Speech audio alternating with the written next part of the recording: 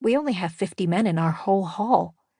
The king has brought enough seasoned warriors to take our hall and add our kingdom to his as easily as a spare coin to his purse.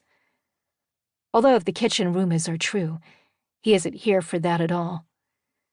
Or if he is, it's a longer game he's playing. Jerash introduces my brother next, who bows a little lower than the king did.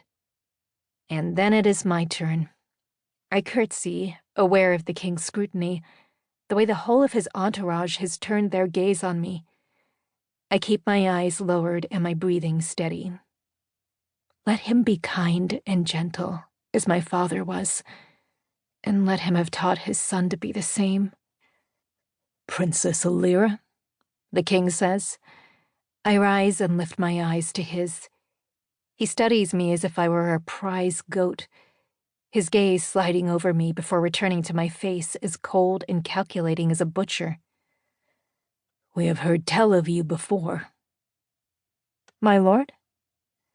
My voice is steady and calm, as I've learned to make it when I'm only half frightened. For all my prayers, there is no sign of softer traits in the man before me.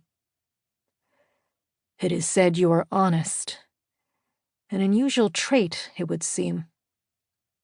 Dread curls tight at my belly. I force some semblance of a smile to my lips. There is no other answer I can give that my family will not despise me for. My brother has gone rigid, his hands pressed flat against his thighs. You are most kind, my mother says, stepping forward.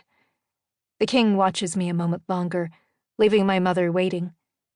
Just when I thought I might finally escape my history, how my family sees me, I find I am mistaken.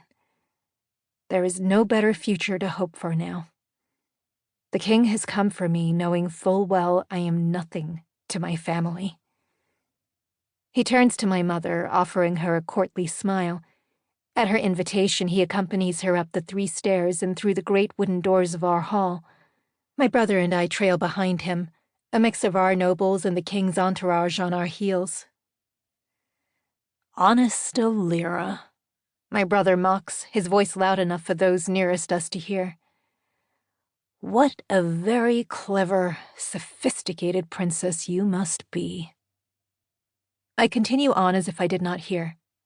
It is going to be a long week watching my back and hiding around corners.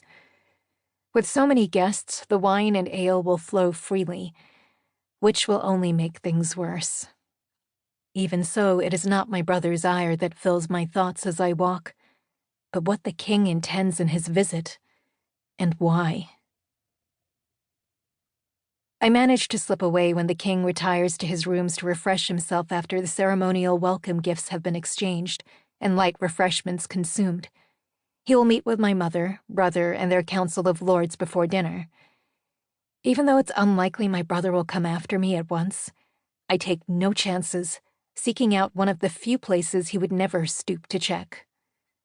The kitchen is caught firmly in the throes of preparation for tonight's feast. Cook shouts orders as she spices a pot.